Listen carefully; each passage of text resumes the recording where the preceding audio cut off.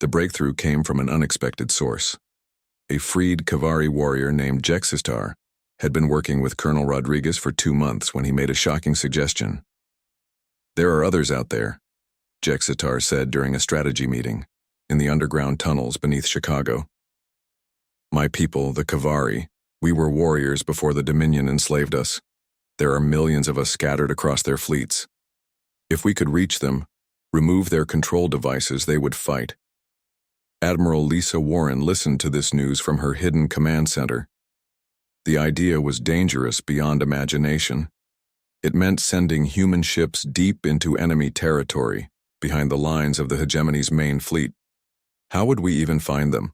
Warren asked during a secured communication with Dr. Alex Carter. Dr. Carter had been studying the control devices that Dr. Amy Foster removed from captured aliens. "I think I have an answer. Each control device sends out a specific signal. If we can build scanners to detect these signals, we can find enslaved beings anywhere in the galaxy."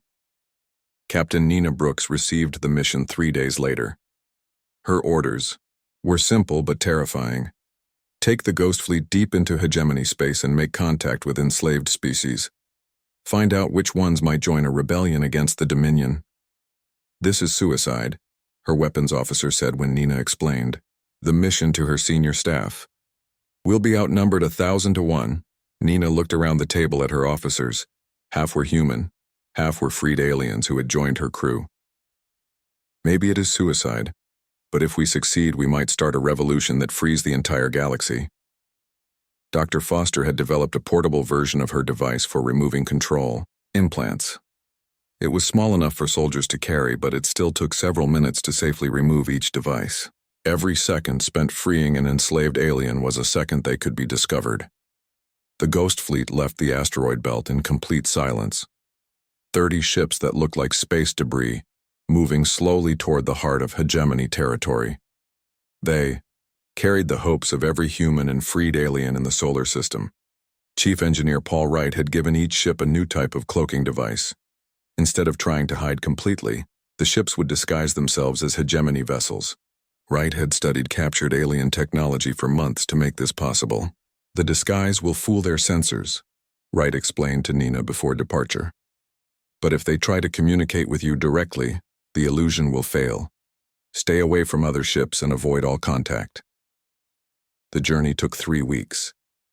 Every day brought new dangers as they moved deeper into enemy space. They passed massive hegemony construction yards where enslaved workers built new warships. They saw conquered worlds where billions of beings lived under Dominion control. Captain Tony Martinez commanded one of the disguised ships. His crew included several freed Kavari warriors who helped identify potential targets for liberation. "There," one of them said, pointing at a scanner reading. "That supply ship has a crew of 200. Most are Kavari, but there are also Nexari and Threshold among them." The Nexari were a crystalline species that could live in the vacuum of space. The Threshold were aquatic beings who built ships that looked more like living creatures than machines. Both species had been enslaved for centuries. Nina made the decision to attempt contact. Her ship moved close to the supply vessel, matching its course and speed. Then Dr. Foster and a team of volunteers used small shuttles to board the alien ship. The liberation process was tense and dangerous. Each freed alien had to be restrained until the control device was removed, then convinced that the humans were trying to help them. Some aliens died when their control devices were removed incorrectly. Others refused to believe they had ever been enslaved, but many accepted the truth immediately. A Nexari engineer named Vexnal was the first to speak after his liberation. "How long?" he asked. "How long have I been a slave?" "According to your ship's records, 43 years, Dr. Foster answered gently. Vexnal's crystalline body shimmered with what looked like tears. 43 years of my life stolen. 43 years of building weapons for those who destroyed my homeworld." The freed aliens faced a terrible choice. They could stay with the humans and fight against their former masters, or they could try to return to their homeworlds. Most chose to fight. Nina's fleet began growing. The supply ship joined them along with its crew of freed aliens. Then they liberated a transport carrying enslaved workers. Each success brought more allies and more knowledge about hegemony operations. Commander Jake Morrison, still defending Luna Prime, received reports of Nina's progress with amazement. "They're actually doing it," he told Dr. Carter. "They're starting a rebellion behind enemy lines." But the Dominion was beginning to notice. Strange reports were coming in from across their territory. Ships were disappearing. Crews were acting strangely, and some vessels had stopped responding to commands entirely. A massive hegemony battleship called the Iron Fist was sent to investigate. Its captain was a being called Torvex, a member of the Dominion's inner circle. Unlike other aliens, Torvex was not enslaved. His species had joined the Dominion willingly in exchange for power over other races. "Find the source of these disturbances," Torvex ordered his crew. "Something is turning our own forces against us. This cannot be allowed to continue." Nina knew they were running out of time. Each day brought more attention from hegemony security forces, but she also knew they were close to something incredible. The breakthrough came when they encountered a Kavari military commander named Carthul. When his control device was removed, he didn't just regain his memories. He regained his rank and authority over other Kavari soldiers. "My warriors," Carthul said after learning the truth. "I must free my warriors. There are 3,000 Kavari soldiers on ships throughout this sector. If we can reach them all, we will have an army." Working together, the mixed human and alien, crews began a systematic campaign to liberate Kavari military units. Each freed warrior brought knowledge of other Kavari locations. Within days, they had freed over 500 elite soldiers. The freed Kavari were formidable fighters. They knew hegemony tactics inside and out, but now they used that knowledge against their former masters. Carthul proved to be a brilliant strategist, planning raids that freed dozens of aliens at once. Dr. Foster worked around the clock, removing control devices as fast as she could. She had trained other humans and freed aliens to help her, creating liberation teams that could work on multiple ships simultaneously. The rebellion was spreading faster than anyone had hoped. Freed aliens were making contact with others still under control, passing secret messages and preparing for coordinated uprisings. But the Dominion was fighting back. Torvex had figured out what was happening and was hunting Nina's fleet with everything he had. Massive warships patrolled every sector, searching for the source of the rebellion.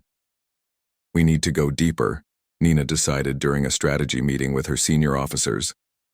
"The Dominion expects us to run back toward human space. Instead, we go toward their capital systems." Carthul agreed with this strategy. "The closer we get to Dominion Prime, the more enslaved species we will find, but also the more dangerous it becomes. They have weapons near their homeworlds that could destroy entire fleets." The Ghost Fleet, now grown to over 60 ships with crews from a dozen different species, began moving toward the heart of the hegemony. Along the way, they made contact with more enslaved races. The aquatic threshold proved especially valuable allies. Their bioships could hide in the atmospheres of gas giant planets, making them nearly impossible to detect. They also had advanced healing technology that helped liberated aliens recover from their years of mental control. A threshold named Lixandra became Nina's closest advisor on alien affairs. "Your species brings something new to the galaxy," Lixandra told Nina. "Hope. We had forgotten what hope felt like." Meanwhile, back in human space, the war was intensifying. Colonel Rodriguez had used intelligence from the liberated aliens to strike directly at Dominion command centers on Earth. His forces now included fighters from 6 different species, all working together against their common enemy. Admiral Warren was coordinating the overall strategy, preparing for the final phase of the war. Reports from Nina's mission had convinced her that victory was possible, but it would require perfect timing. "When Nina gives the signal," Warren told her commanders, "we launch everything we have at the hegemony fleet in our solar system. At the same time, the rebellion behind enemy lines will strike at their command structure. If we can coordinate both attacks, we might actually win this war." Chief Wright had developed new weapons specifically designed to destroy the Dominions. Control networks. His electromagnetic weapons could disable control devices across entire star systems simultaneously. The plan was ambitious beyond anything humans had ever attempted. They would fight a war on two fronts, millions of light years apart, with the fate of the galaxy hanging in the balance. Nina's fleet was now deep in Dominion space, surrounded by enemies but supported by growing numbers of liberated allies. The final battle was approaching, and everyone knew that failure would mean not just death but the eternal enslavement of every thinking being in the galaxy. 2 years after first contact, the galaxy was burning. Captain Nina Brooks stood on the bridge of her flagship, now called the Liberation, looking at the massive fleet spread out before her. Ships from 50 different species floated in formation, all united by one simple idea: freedom was worth fighting for. Admiral Brooks, her communication officer, said, using her new rank. "We're receiving confirmation from all sector commanders. The fleet is ready." Nina had never imagined she would command such a force. Humans, Kavari, Threshold, Nexari, and dozens of other species that had broken free from Dominion control. Each ship carried liberation teams equipped with Dr. Amy Foster's devices for removing control implants. "What's our final count?" Nina asked. 3,000 ships, Admiral. Not all of them are warships, but every crew is determined to see this through. Meanwhile, back in the Sol system, Admiral Lisa Warren was preparing humanity's home defense for the final battle. The hegemony fleet that had waited patiently for 2 years was finally moving toward Earth. "They're bringing everything." "They have," Commander Jake Morrison reported from Luna Prime. "Our sensors count over 500 alien warships. It's 10 times larger than any force we've faced before." Warren nodded grimly. "They know what we're planning. The Dominion has figured out that we're not just defending Earth anymore. We're trying to destroy their entire empire." Colonel Sam Rodriguez had emerged from the underground tunnels to lead the combined human and alien forces defending Earth. His army was unlike anything in military history. Human soldiers fought alongside freed Kavari warriors, Threshold swimmers protected the oceans, and Nexari engineers had built impossible defensive structures in orbit. "Remember the plan," Rodriguez told his commanders. "We hold them here as long as possible. Every minute we buy gives Admiral Brooks more time to reach Dominion Prime." Dr. Alex Carter had made the final breakthrough that would determine the war's outcome. Working with liberated Dominion scientists, he had discovered the location of the master control network that operated every control implant in the galaxy. "It's not just a computer," Carter explained to Warren during their final strategy meeting. "It's a living machine intelligence that has been controlling minds for thousands of years. If we can destroy it, every enslaved being in the galaxy will be freed instantly." Chief Engineer Paul Wright had built the weapon that could destroy the master control network.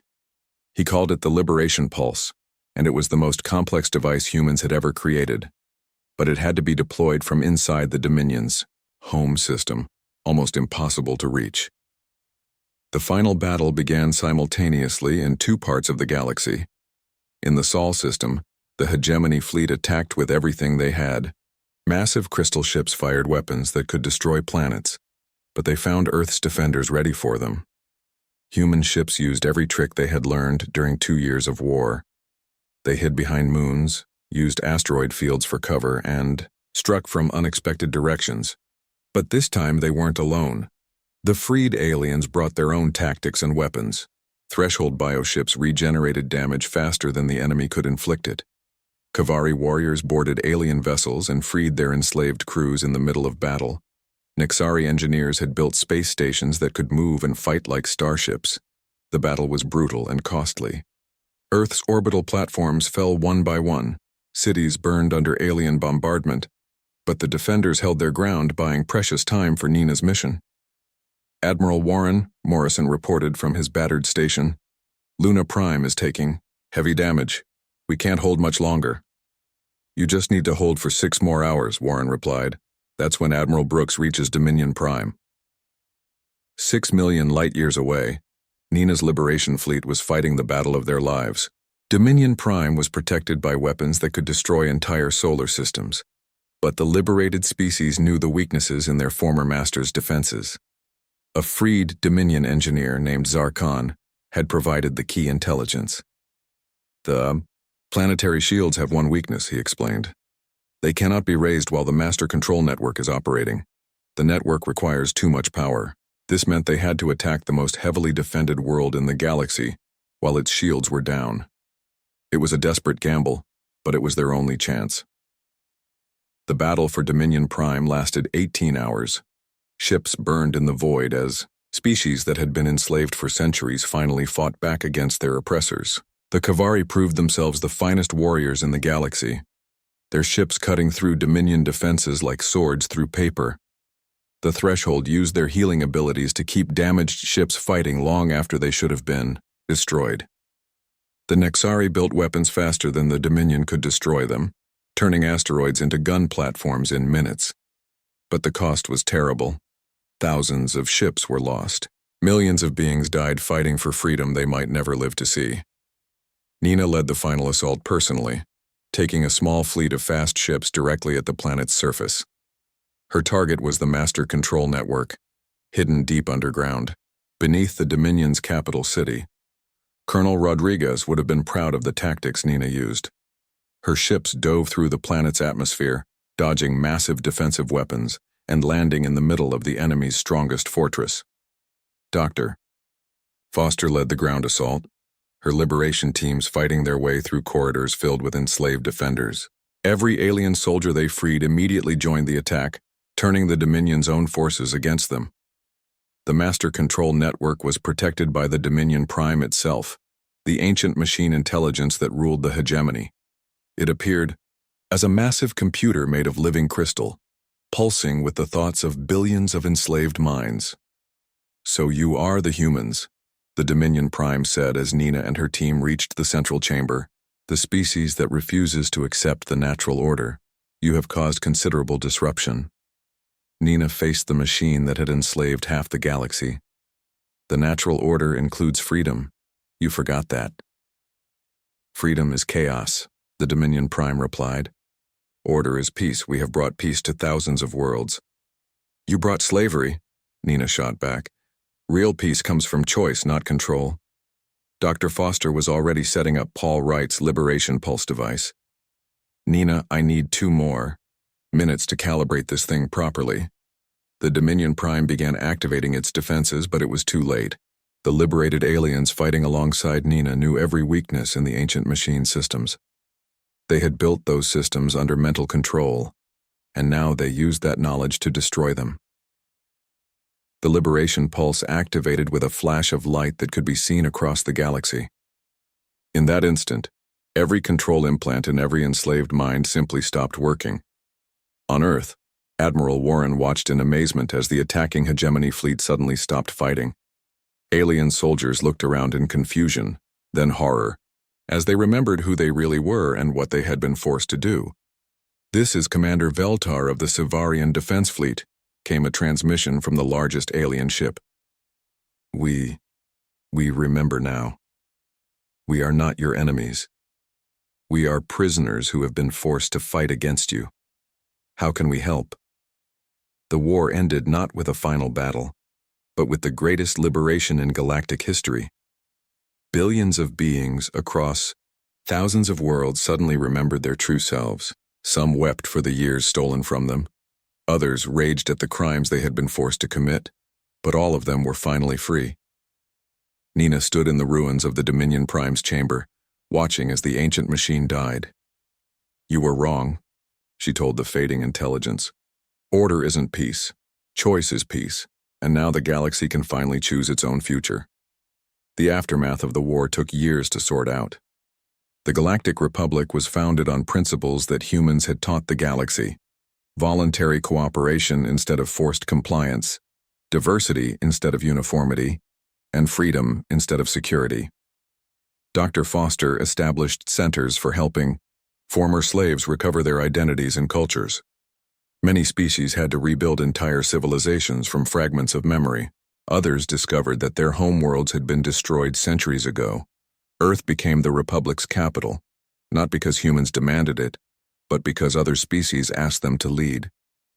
The galaxy had learned that sometimes the smallest voice, speaking for freedom, is more powerful than the largest army demanding submission. Admiral Warren's final report summed up humanity's gift to the galaxy. "We were told to comply, and we chose to resist. In doing so, we discovered that resistance isn't just about fighting back. It's about believing that freedom is worth any sacrifice, and then being willing to make that sacrifice not just for yourself, but for everyone. The last line of her report became the motto of the Galactic Republic. Freedom is not given. It is chosen. And the choice must be made again every day. Children from hundreds of worlds now learned together on Earth and other Republic worlds. They studied the war not as a human victory, but as the moment when the galaxy remembered that every being has the right to choose their own destiny. The hegemony was gone forever, but the lesson it taught would never be forgotten. No matter how powerful tyranny becomes, no matter how the alien fleet moved like angry wasps stirred from their nest. Ambassador Zechthel's response came within hours of humanity's refusal. His voice was colder than before, filled with something that sounded like disappointment. Humans of Earth, you have chosen poorly. We will now demonstrate the cost of your foolishness. Your outer colonies will be removed first. Perhaps, when you see their fate, you will reconsider. Captain Nina Brooks watched from the bridge of the Defiance as alien ships spread out across the solar system. Her ship was hidden behind a large asteroid painted black to avoid detection. She had been waiting for this moment for weeks. Captain, they're heading for Europa Station, her navigation officer reported. 12 alien ships moving fast. Europa Station was humanity's biggest research facility, built on Jupiter's moon. 3,000 scientists and workers lived there, studying the ice beneath the surface. It was also where Dr. Alex Carter had sent his most important research data. How long until they reach Europa? Nina asked. 6 hours at their current speed. Nina turned to her crew. 6 hours to save 3,000 people and everything we've learned about alien technology. Are we ready? Her weapons officer, Lieutenant Ben Taylor, checked his controls. The new quantum torpedoes are loaded. Dr. Carter's modifications to our shields are active. We're as ready as we'll ever be. Nina had spent months preparing for this fight. Chief Engineer Paul Wright had worked day and night to upgrade the Defiance with experimental weapons. The ship looked the same on the outside, but inside it was completely different. Take us out of hiding, Nina ordered. It's time to show these aliens what humans can do. The Defiance moved away from the asteroid and accelerated toward Europa. Behind them, other human ships followed. These weren't military vessels. They were mining ships, cargo haulers, and research vessels. Their crews were miners, engineers, and scientists who had volunteered to fight. Captain Tony Martinez commanded a converted mining ship called the Hammer. His crew had welded armor plates to the hull and mounted mining lasers as weapons. It wasn't much, but it was better than nothing. This is crazy, his co-pilot said. We're flying a mining ship against alien warships. Tony smiled grimly. My grandfather fought the Japanese with a fishing boat in World War II. Sometimes crazy is all you have. On Europa Station, the station commander was evacuating people as fast as possible. But 3,000 people couldn't be moved quickly. Most would still be there when the aliens arrived. The first battle of the war began above Europa's icy surface. The alien ships came in a perfect formation, expecting easy victory. They had done this same thing to hundreds of other worlds. It always went the same way. But humans don't follow the same patterns as other species. Nina's ship attacked from an unexpected angle, diving down from above Jupiter's radiation belt. The aliens didn't see them coming until the first quantum torpedoes hit their lead ship. The alien vessel staggered under the impact, its crystal hull cracking. The other alien ships immediately changed formation, trying to surround the human attackers. Ben, target their communication arrays, Nina ordered. Dr. Carter said those crystal spines on top are how they talk to each other. Ben's fingers flew over his controls. The Defiance's weapons fired again and again, focusing on the alien ship's communication equipment. One by one, the crystal spines shattered. Without communication, the alien ships began making mistakes. They collided with each other trying to coordinate attacks. Their perfect formation became chaos. Tony's mining ship joined the fight, its heavy lasers cutting into alien hulls. Other human ships attacked from different directions, each using tactics the aliens had never seen before. The aliens had studied hundreds of space battles, but they had always been against civilized species who fought in organized formations. Humans fought like pirates using hit-and-run tactics that made no sense to military minds. Their shields are adapting to our weapons, Ben reported. The quantum torpedoes aren't doing as much damage, Nina thought quickly. Switch to the mining charges. If we can't penetrate their shields, let's overwhelm them. The Defiance fired dozens of small mining explosives at the nearest alien ship. The individual charges did little damage, but together they created a chain reaction that collapsed the ship's shields. Tony saw the opportunity and drove his mining ship straight at the disabled alien vessel. At the last second, he fired every weapon he had and pulled away. The alien ship exploded in a ball of crystal fragments. It was the first alien ship humans had ever destroyed. On Earth, Colonel Sam Rodriguez was preparing for the ground war he knew was coming. He had studied every guerrilla conflict in history, looking for tactics that might work against aliens. They'll land here, here, and here, he told his officers, pointing at a map. Major population centers where they can control, the most people with the fewest troops. That's when we hit them. Rodriguez had spent months training special units in underground warfare. They used the old subway tunnels, storm drains, and maintenance passages under Earth cities. If aliens wanted to control Earth's people, they would have to come down into the tunnels to get them. Chief Wright was in his underground laboratory, watching the battle above Europa on his screens. He was already working on improvements to human weapons based on what he was seeing.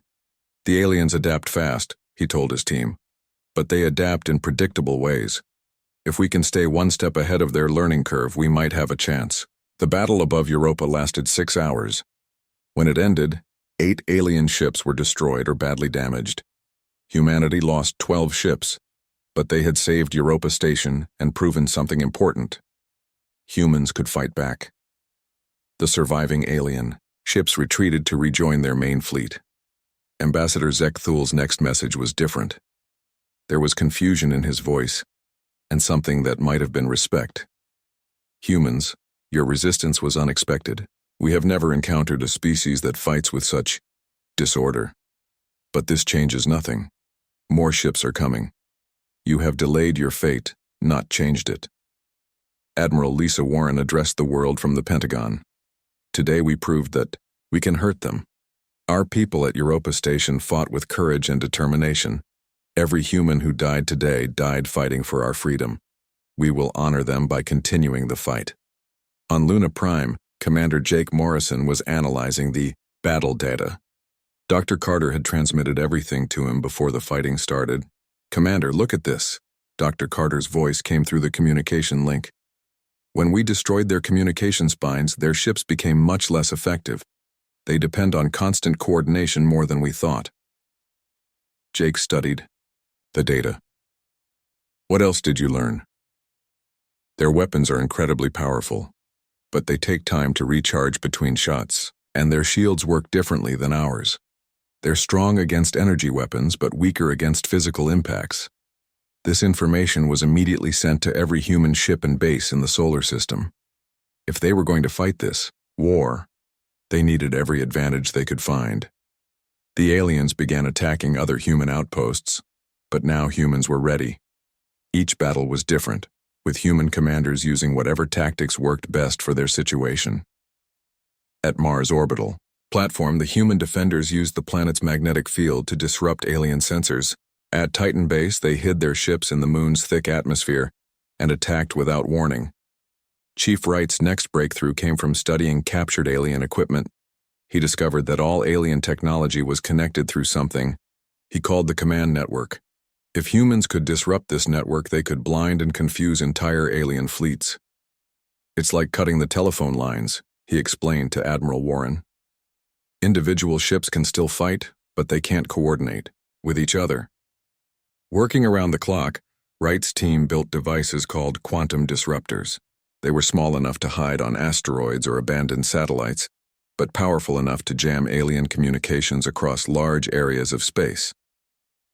The first test came during the Battle of Mars' orbital platform.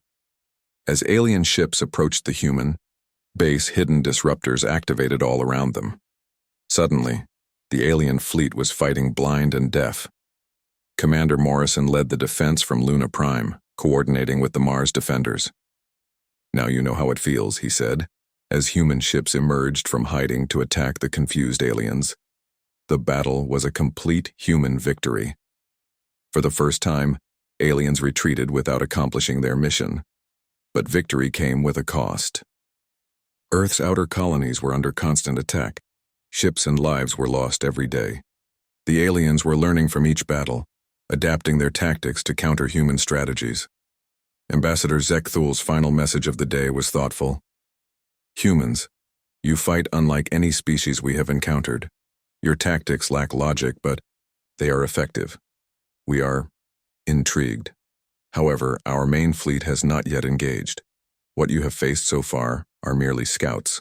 Consider this carefully before your next decision." The message ended, but everyone knew what it meant.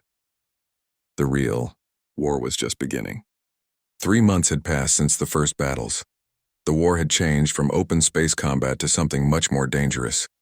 The aliens controlled the major shipping routes and most of the outer planets, but humans had learned to fight in the shadows. Dr. Amy Foster worked deep underground in a hidden laboratory built inside an old mine shaft. Above her, the city of Denver looked normal during the day, but at night alien patrols walked the streets. The hegemony had landed occupation forces on Earth after losing too many ships in space battles. "Pass me that scanner," Amy said to her assistant. She was working on something that might change everything. For weeks, she had been studying pieces of alien armor taken from dead soldiers. The armor was incredibly advanced, but Amy had found its weakness.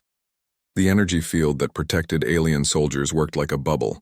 If you could pop the bubble, the soldier inside was just as vulnerable as anyone else. "Dr. Foster, I think I've got it," her assistant said excitedly. He held up a small device that looked like a flashlight. "The field disruptor works, but only for about 10 seconds. Amy smiled. 10 seconds is long enough to kill an alien soldier. Above, Ground Colonel Sam Rodriguez was fighting a very different kind of war. His soldiers moved through the old subway tunnels under New York City, striking at alien patrols and disappearing before reinforcements could arrive. "Remember, we're not trying to win battles," Rodriguez told his squad leaders. "We're trying to make them afraid to leave their bases. Every time they walk down a street, they should wonder if we're watching from the shadows." The underground war was brutal and personal. Humans used every dirty trick they could think of. They poisoned alien water supplies, sabotaged their equipment, and set traps in abandoned buildings. The aliens had never faced an enemy that refused to fight fair. Major Kate Phillips had become the master of planning these attacks. She studied alien patrol patterns from a hidden command center built in the basement of an old library. Her job was to find the weak points in alien defenses. "They're creatures of habit," she explained to Rodriguez. "They follow the same routes, check the same places, arrive at the same times every day. They think predictability equals safety." Kate was wrong about one thing, though. The aliens were learning. Captain Nina Brooks now commanded a fleet of hidden ships scattered across the asteroid belt. Her vessels were painted to look like rocks and debris, invisible to alien sensors. She called them the Ghost Fleet. "Captain, we're getting reports from Earth," her communications officer said. "The aliens are getting smarter about ground combat. They're adapting to our tactics." Nina wasn't surprised. "What are they doing differently?" "They're varying their patrol routes, using random timing, and they're bringing in some kind of new equipment that can detect our people underground." This was bad news. If aliens could find the underground resistance, the war might be over quickly. Chief Engineer Paul Wright was having his own problems. In his secret laboratory, he had been trying to understand how alien technology worked, but every time he thought he figured something out, he discovered something even more strange. "It's not just technology," he told Dr. Alex Carter during one of their secret communications. "Their equipment seems to be alive somehow. It adapts and learns just like a living creature." Dr. Carter was working from a hidden research station on one of Jupiter's smaller moons. He had been studying captured alien soldiers and had made a disturbing discovery. "Paul, I need to tell you something important. The alien soldiers we've been fighting aren't all the same species. I've identified at least 12 different types of beings, but they all follow the same commands perfectly." Wright frowned. "How is that possible? Different species should have different languages, different ways of thinking." "That's what I'm trying to figure out. There's something in their brains, some kind of device. I think it controls how they think and feel. This discovery changed everything. If aliens were being controlled by some kind of brain device, then maybe they weren't willing enemies. Maybe they were slaves forced to fight." Dr. Foster received this information in her underground lab and immediately began working on a new project. If she could find a way to disable the brain control devices, she might be able to turn alien soldiers against their masters. The work was dangerous. She had to experiment on living alien prisoners, and there was always the risk that removing the control device might kill them. But after weeks of careful research, she had her first success. The alien soldier was a member of a species called the Kavari. They looked like large cats that walked on two legs, with golden fur and sharp claws. When Dr. Foster removed the control device from his brain, the change was immediate and dramatic. The Kavari soldier looked around the laboratory with confusion, then fear, then rage. But the rage wasn't directed at the humans. It was directed at his former masters. "They took me from my homeworld when I was young," the Kavari said through a translation device. "They put that thing in my brain and made me forget who I was. How many of my people have I killed while under their control?" Dr. Foster realized she had found the key to winning the war. The hegemony wasn't just conquering other species. They were enslaving them and using them as soldiers. She immediately contacted Admiral Lisa Warren with her discovery. "Admiral, we need to change our strategy. Most of the aliens we're fighting are victims, not enemies." Warren understood the implications immediately. "Doctor, can you mass-produce devices to remove the brain controllers?" "I'm working on it, but I need more resources and more test subjects. And Admiral, there's something else. The control devices aren't just in soldiers. I think every alien in the hegemony has one. This meant that the entire alien empire was built on slavery. Billions of beings from hundreds of worlds were being controlled against their will. Captain Brooks received orders to capture alien soldiers alive whenever possible. This was much harder than simply killing them, but it was necessary for Dr. Foster's research. During a raid on an alien supply depot, Brooks's Marines managed to capture 6 alien soldiers from 3 different species. They were transported to Dr. Foster's laboratory for the removal procedure. Each successful removal revealed the same story. The aliens had been taken from their home worlds, their memories suppressed, and their minds controlled. Some had been slaves for decades, fighting wars they didn't believe in for masters they didn't choose. Colonel Rodriguez used this information to change his tactics. Instead of simply killing alien patrols, his soldiers began capturing them and removing their control devices. Many of the freed aliens immediately joined the human resistance. "This is incredible," Rodriguez told Major Phillips. "We're not just fighting a war anymore. We're leading a liberation movement." The freed aliens brought valuable intelligence about hegemony operations. They knew the locations of secret bases, the weaknesses of alien technology, and most importantly, they knew how the control system worked. A freed alien scientist explained the truth to Dr. Carter. "The masters, the ones you call the hegemony leadership, they are called the Dominion. They are an ancient machine intelligence that conquered our galaxy thousands of years ago. Every species that surrenders is enslaved. Every species that resists is destroyed. You are the first to fight back successfully." Chief Wright used this information to develop new weapons specifically designed to fight machines instead of living beings. His electromagnetic pulse weapons could disable alien technology without harming the enslaved beings operating it. The tide of the underground war began to turn. Human resistance fighters worked alongside freed aliens to strike at hegemony bases. Each successful mission freed more slaves and gathered more intelligence. But the Dominion was also adapting. They began using different types of control devices that were harder to remove. They started executing any alien soldier who showed signs of independent thinking. And most dangerously, they began bringing in pure machine soldiers that couldn't be freed. The war was escalating, and both sides knew that a final confrontation was coming. The question was whether humans and their liberated allies would be ready for it. Admiral Warren addressed the hidden resistance groups scattered across Earth and the solar system. We have learned that this war is bigger than just humanity's freedom. We are fighting to free an entire galaxy from slavery. Every alien we liberate makes us stronger. Every victory brings us closer to ending the Dominion's rule forever. Dr. Foster continued her work, developing faster and more effective ways to remove control devices. Each breakthrough brought more allies to the human cause. In the depths of space, Captain Brooks prepared her ghost fleet for the battles to come. Her ships were now crewed by humans and freed aliens working together, united by their desire for freedom. The underground war had taught humanity an important lesson. Sometimes the greatest victory comes not from defeating your enemies, but from turning them into friends. The galaxy was about to learn that lesson too.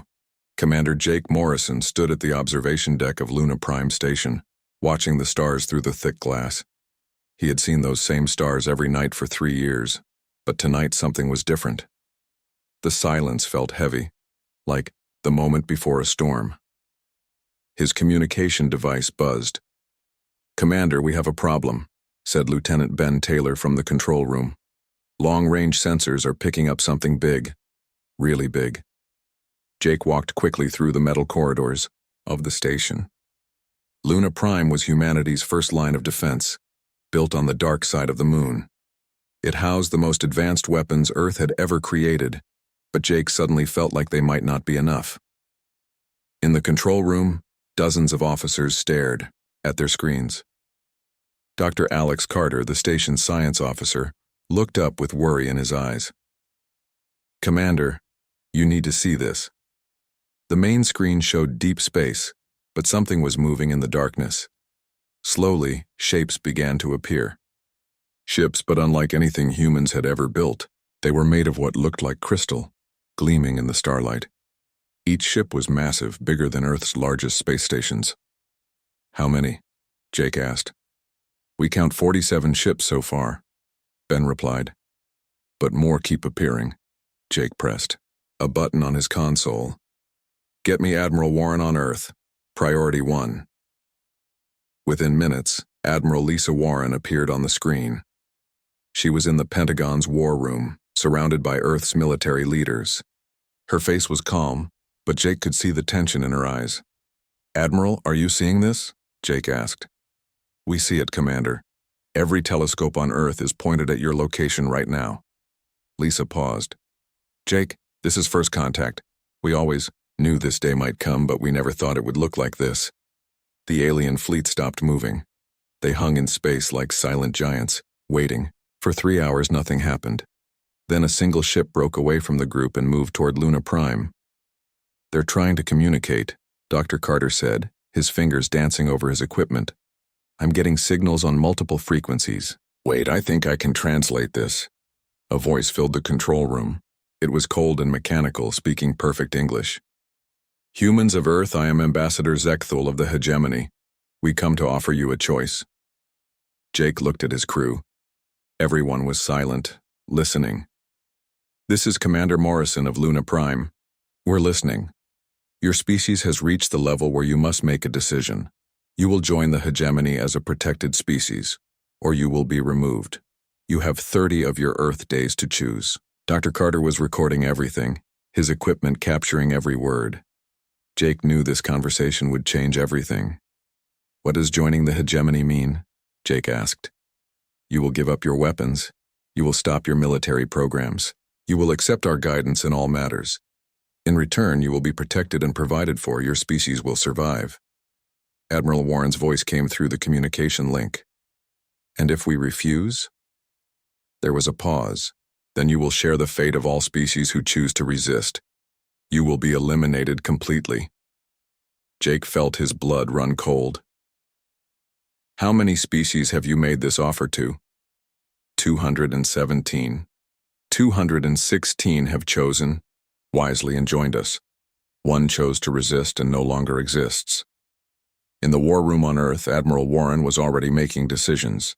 Chief Engineer Paul Wright was at his computer, analyzing the alien ships. Colonel Sam Rodriguez was studying tactical displays, planning for the worst. "Ambassador," Warren said, "we need time to discuss this with our people. You have 30 days. We will wait here. Do not attempt to attack our ships. Do not attempt to leave your solar system. Think carefully about your choice." The communication ended. The alien ship returned to the fleet and space became quiet again. Jake looked around the control room. His crew was scared, but they were trying to hide it. Ben was already running scans on the alien ships. Dr. Carter was analyzing the communication data. "Commander," Dr. Carter said quietly, "I've been studying their ships. The technology is far beyond ours. Each one of those ships could destroy Luna Prime in seconds." On Earth, emergency meetings were starting in every capital city. Admiral Warren called together the United Defense Council. Leaders from every nation gathered to discuss humanity's future. "We have 30 days, Warren told the assembled leaders. 30 days to decide if we fight or surrender. Chief Wright raised his hand. "Admiral, I've been looking at the sensor data. Their ships use energy patterns we've never seen, but every technology has weaknesses. Give me time and maybe I can find theirs." Colonel Rodriguez stood up. "Ma'am, I've studied every war in human history. Sometimes the smaller force wins by being smarter, faster, and more determined. We might not have their technology, but we have something they might not expect." "What's that, Colonel?" Warren asked. "We're human. We don't like being told what to do." Dr. Carter's voice came through the communication link from Luna Prime. "Admiral, I've found something important. I've been analyzing historical data about the species the hegemony has conquered. They all followed the same pattern. Advanced civilizations that gave up without a real fight." Warren leaned forward. "What are you saying, Doctor?" "I'm saying maybe they've never faced a species crazy enough to fight back when the odds are impossible. Maybe they don't know how to handle that." Over the next week, the debate raged across Earth. Some leaders wanted to surrender, to save humanity from destruction.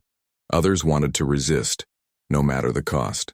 News reports showed people in the streets, some demanding surrender, others calling for war. Captain Nina Brooks commanded the starship Defiance, hidden in the outer solar system.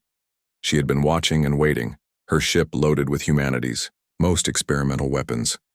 Her orders were simple: stay hidden and be ready for anything. "Captain," her communications officer said, "we're getting reports from Earth. The government is split. Half want to fight, half want to surrender." Nina looked out at the stars. Somewhere out there, an alien fleet was waiting for humanity's answer. She thought about her daughter back on Earth, about the future that little girl would have under alien rule. "What would you do?" she asked her crew. "Fight," said her weapons officer immediately. "My grandfather didn't surrender to the Nazis. I won't surrender to aliens." Other crew members nodded. "We didn't come this far to give up now," someone said. On Luna Prime, Jake watched the alien fleet through his telescope. They hadn't moved in 7 days. They just waited, patient and silent like death itself. His communication device buzzed. It was Admiral Warren. "Commander, we've made our decision. Are you ready to send a message?" Jake straightened his uniform. "Yes, ma'am. What's the message?" Warren's voice was steady and strong. "Tell them we respectfully decline their offer. Tell them Earth will remain free." Jake nodded to Dr. Carter, who opened all communication channels. Jake's voice carried across space, reaching the alien fleet and broadcasting to every human settlement in the solar system.